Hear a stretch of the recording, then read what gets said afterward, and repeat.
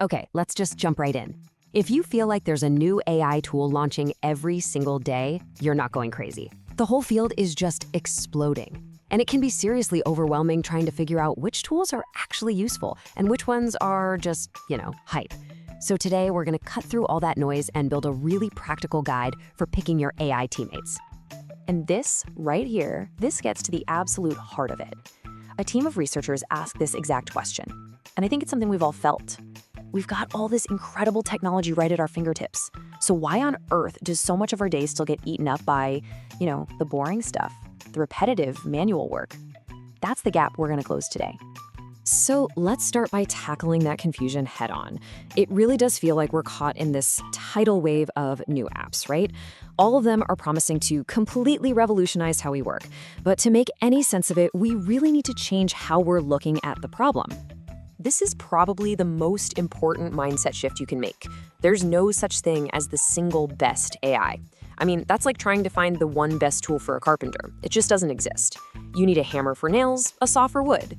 The goal here is to build a specialized AI toolbox, where every tool is perfectly suited for a very specific job. And here's where we see a really fundamental difference in how these tools work.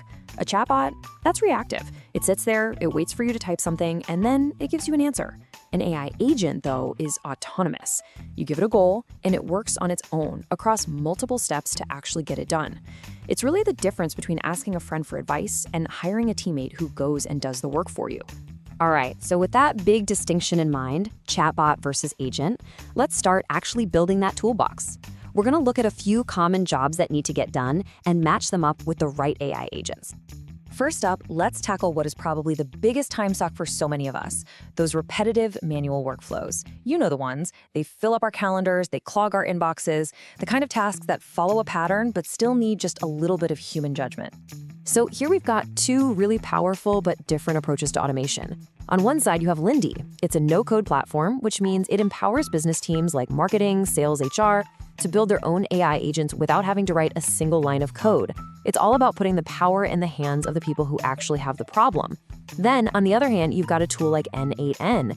This is more for building complex business-wide systems. It's what you use when you need to connect a bunch of different apps and create these really robust workflows that become the backbone of a whole process. Next up, let's look at tools for software developers and engineering teams. Because AI isn't just changing business workflows, it is fundamentally rewiring how software itself gets built. The crucial point here is really the difference between a specialist and a generalist. Think of Claude as the specialist. It is fantastic at deep, complex reasoning. It can autonomously handle an entire feature implementation, which frees up developers to focus on the high-level architecture. ChatGPT, on the other hand, is your reliable, general-purpose assistant.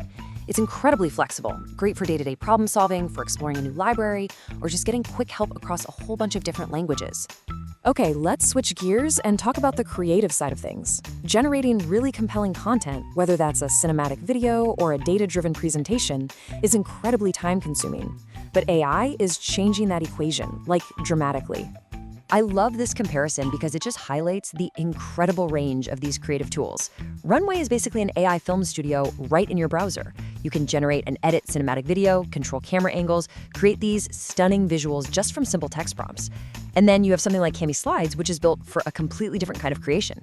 It's a powerhouse at producing those dense, data-heavy, consultant-style slide decks that would normally take hours, if not days, to research and build from scratch. Okay, so we've seen some powerful tools, and our toolbox is starting to take shape. But this all leads to a really critical question. What is the actual measurable impact of using these things in our day-to-day work? I mean, this is the make or break question, right? Are these AI agents just interesting tech demos, or do they give us a real quantifiable return on the time and money we put into them?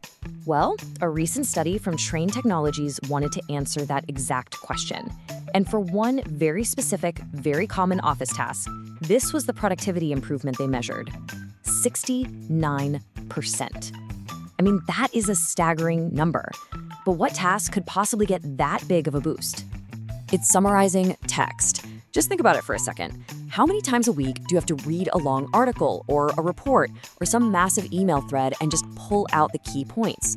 According to this research, using an AI assistant for that task can slash the time it takes by nearly 70%. That's a huge gain on something so many of us do every single day. And the benefits don't even stop there. That same study found huge savings across other common tasks. Creating a set of instructions, almost 46% faster. Preparing an outline for a document, 25% faster. Look, this isn't just about saving a few minutes here and there. If you spend an hour a day summarizing things, a 69% improvement means you get over 40 minutes of your day back, every single day. The data is clear. The right tool for the right task delivers real, measurable results. Now, with this much power on the table, it's pretty clear that choosing the right tool goes way beyond just features and productivity. We also have to think really carefully about how we bring this technology into our teams and our workflows.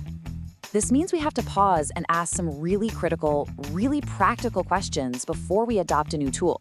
On privacy, is our sensitive company data or our customer data going to be secure? On bias, is this tool reliable for what we need it for, or could it produce skewed results that lead to bad business decisions? And of course, we have to consider the impact on our teams. How will this tech augment their roles and free people up for more valuable work? This quote really just sums up the smartest way forward. The goal isn't to replace people, it's to augment them. The most successful strategies use AI to handle the routine, the data-heavy work, which then frees up your team to focus on what humans do best. Creativity, strategic judgment, and building relationships. It's all about creating a powerful partnership between the human and the machine. All right, we've covered the mindset, we've looked at the tools, we've seen the data, and we've talked about the practicalities. So now the question becomes personal. How do you actually get started and apply this to your own work? It really just comes down to this simple 3-step plan. First, find the pain. Pinpoint one repetitive, time-sucking task in your weekly routine. Second, pick the right tool for that specific job. Don't try to make one tool do everything. And third, and this is important, start small. Automate a single low-risk workflow. See how it goes, build trust in the system, and then you can expand from there. So I'll leave you with this question to think about. I want you to look at your own calendar, your own to-do list. What is one tedious task you do over and over and over again? Because chances are there's an AI teammate out there right now that is perfectly suited to take it off your plate for good.